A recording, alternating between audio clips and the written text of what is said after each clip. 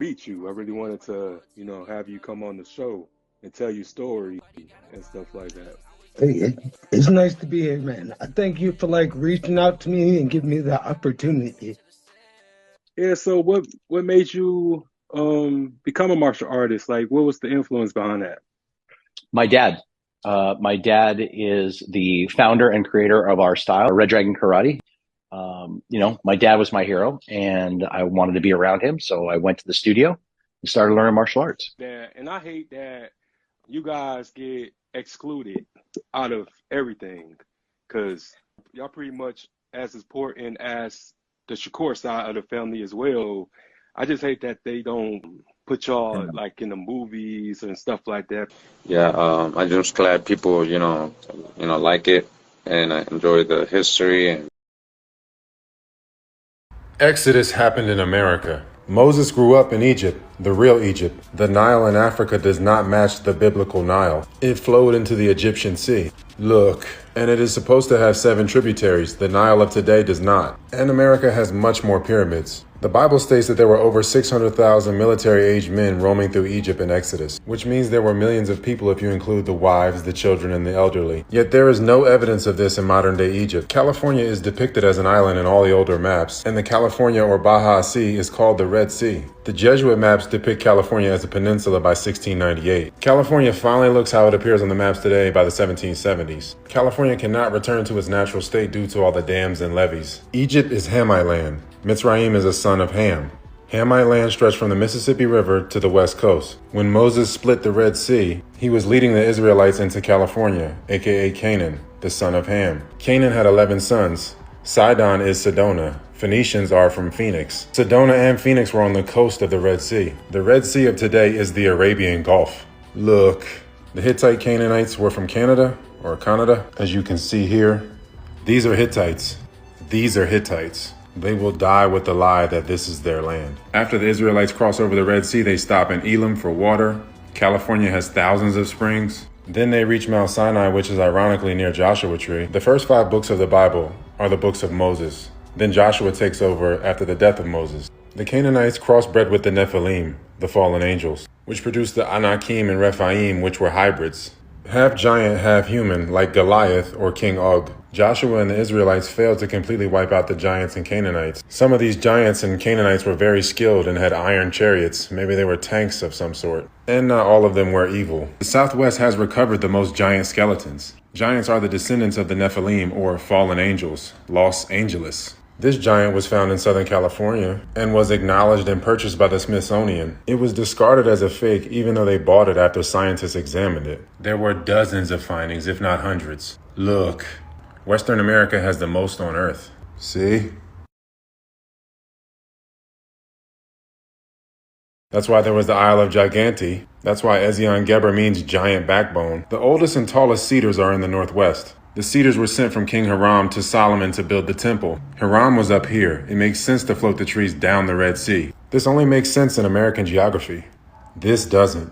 That's why this was found in Brazil. Cedars in modern Lebanon are too small and too forked for lumber. Look, these are perfect. California has the oldest trees, though one was cut down by mistake, as well as the largest trees on Earth.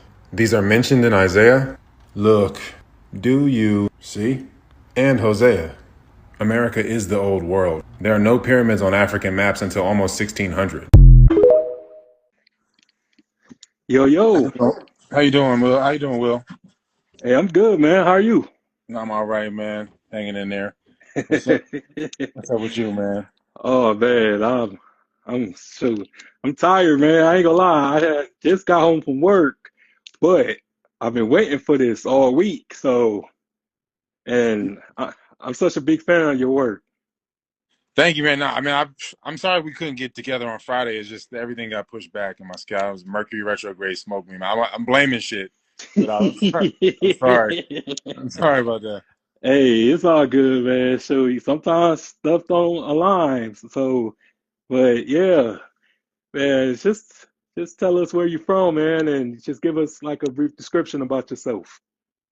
I'm from New Jersey originally. Yeah, I was born and raised in New Jersey, man. I moved to California when I was 18, and then because I was playing football, Hmm. and then I went for junior college, and then I got my associates and went and took a scholarship to play in Tennessee, and then dropped out and kind of just got big into the weed game because at that time weed was a thing, and Yeah. so that kind of allowed me to get, because I was a California resident from going to junior college out here, and then um, I just maintained it. So after I dropped out of school, I came back. I was trying to walk on at Sacramento State, and shit just wasn't aligning. They weren't trying to pull any strings to help me. And then I ended up just getting into the weed game real heavily and bought some land, for growing weed. And then um, I always liked the outdoors, but I feel like when COVID hit, I really was like, all right, I'm about to just make this my home full time. So that's kind of where I'm at with it. Man, COVID was crazy, man. I ain't tell you I work at a hospital, so I seen it firsthand. Like that was pretty much like a bionic plague, if you ask me. Just never seen so many people just be just frantic and all that other stuff. It was just so crazy at that time, man. But I bet. yeah, it uh just so much just hasn't been the same after that. So I'm just was happy that just to be able to well, it didn't really get me really badly, but I got hit with it a couple times and it was I hate being at home. So it was kind of like, oh man, I gotta stay home. We got quarantine and all that other stuff. So I get it. I get it. So Yeah. Now that was crazy, man. And it's like I feel like we're going into the new COVID now with the gas prices. I feel like yeah. if this shit keeps going this way, it's going to be like a gas lockdown. For real. Yeah. Sure. It don't surprise me because they really trying to push those electric cars, man. So it won't surprise me one bit. Yeah, man. I mean, it's so much shit. I guess it's layered, but like it's so much shit going on with that as far as like the the liquid natural gases and everything, the sulfur that comes out of the Strait of Hormuz, everything that comes out of there, by way of the oil is Hmm. like, the fertilizer. I mean, it's just gonna be. I don't know. It's just if it continues on, you would think that, and I think it will. It's gonna be a really transformative process, for the world economy. I feel like it's gonna create a major shift because I don't see because the Iranians are talking about $200 $200 a barrel gas or oil. So then that would double basically what gas is now for everybody. So that you're looking at like $12 a gallon in California, and I don't know. I don't know what the rest of the country is. Maybe $6, $7 maybe. Yeah. And I mean Europe is already at 10, 11 a gallon. So you know, It's insane. it's, yeah, it's like in America we kind of don't. We kind of got it sweet to where gas was like kind of low because the petrodollar. And now I'm like, I don't know, man. If they keep this, shit going, it could be basically another little reset, little like new COVID. Right.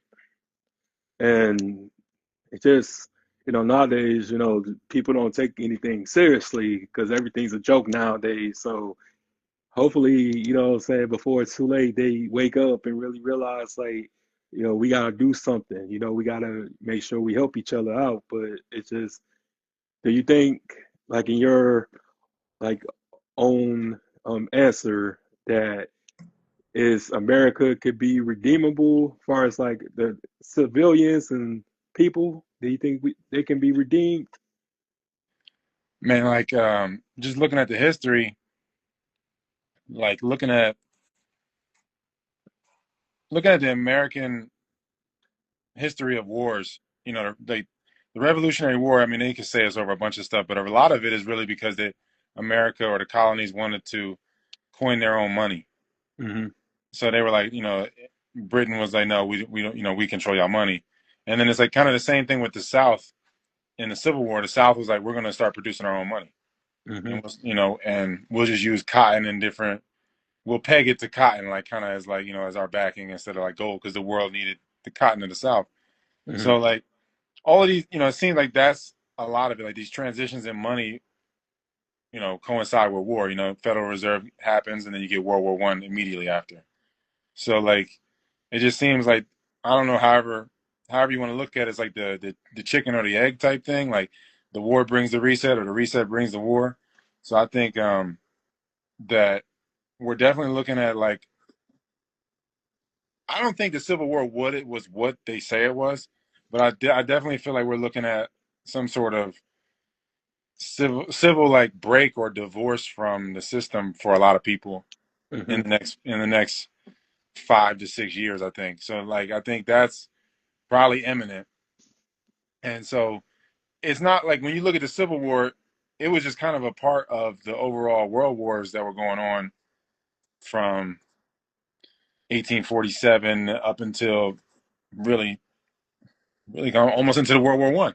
It was kind of like constant wars, but Civil War was like a part of it, even though we just look at it like it affects us as Americans, or it is a part of our history or whatever. But that's that seems to be like really just a small part of the overall world war that was happening. And so I think that that's what we're looking at. If we go into a world war scenario, civil war is just going to be a part of that.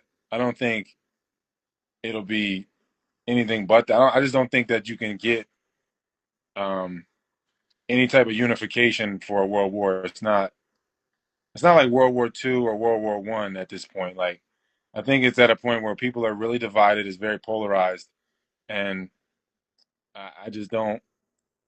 I don't know how we're gonna walk this back. It seems like we're gonna go through some sort of financial reset and world war or civil break or divorce, and I do think people will perish in the process. But I Hmm. do think I think it's still gonna be, at bare minimum, a remnant will get through. I don't think like people are gonna just be wiped out. I think for the most part, like if people were to stay calm and really take care of each other, and to like hedge against it and get into compounds and like homesteading and stuff now, make a homesteading network now, I think we can hedge against it and be okay. But I'm not confident that a lot of people will do it. So I think some will definitely do it, but I'm not confident that we'll have like a critical mass or anything like that, because we're not geared for that. As much as I have faith in people, and I feel like the average person can do amazing things and take care of themselves if they apply themselves, I just don't see it happening, man. As much as I want it to happen, I just don't. I think people have got a lot of attachments, and like I don't know if we'll be willing to let certain like conveniences and things go. I think a lot of people will just be like, all right, I'll give me my universal basic income, and just kind of just cave into the system, cave into the transition into the next wave. Yeah, and it's just really crazy because America is so significantly important in all of this, and people don't really be knowing, like, because they just portray just a particular image because they've been running the same play for decades and stuff, and just having things over there. But really, everything is going to end here, just like it began here.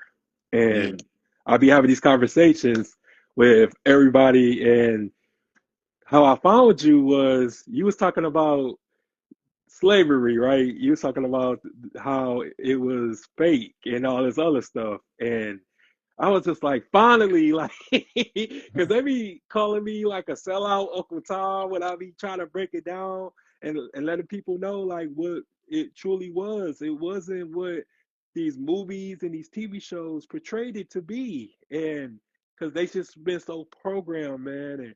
And I'm glad that you broke it down to a science. And I was just like, man, I gotta talk to this guy. I gotta beat this guy because I feel like he understands like just the stuff that I'll be trying to convey and stuff, you know what I'm saying? So I just really was impressed just with your content and just the different layers of it and just the passion that you have with information just remarkable.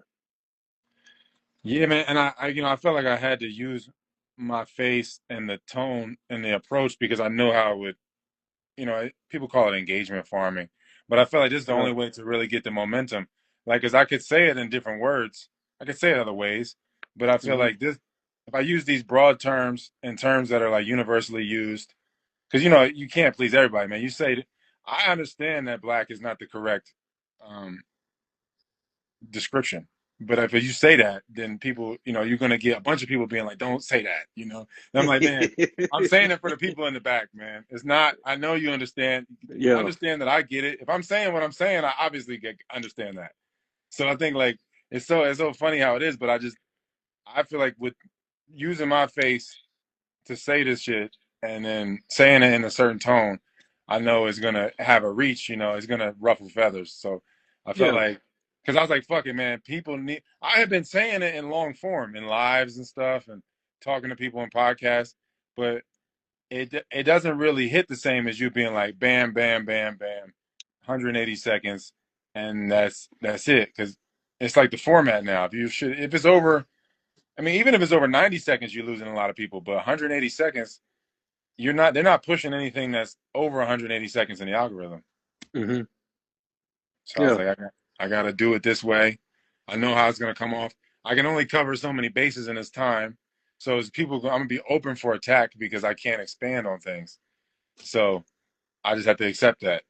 But I just feel like I got to make videos about every little thing in different ways because I can't, obviously just make an hour live and post it. No, it's not going to get the same response because I've been doing that for a minute, man. It's saying the same shit.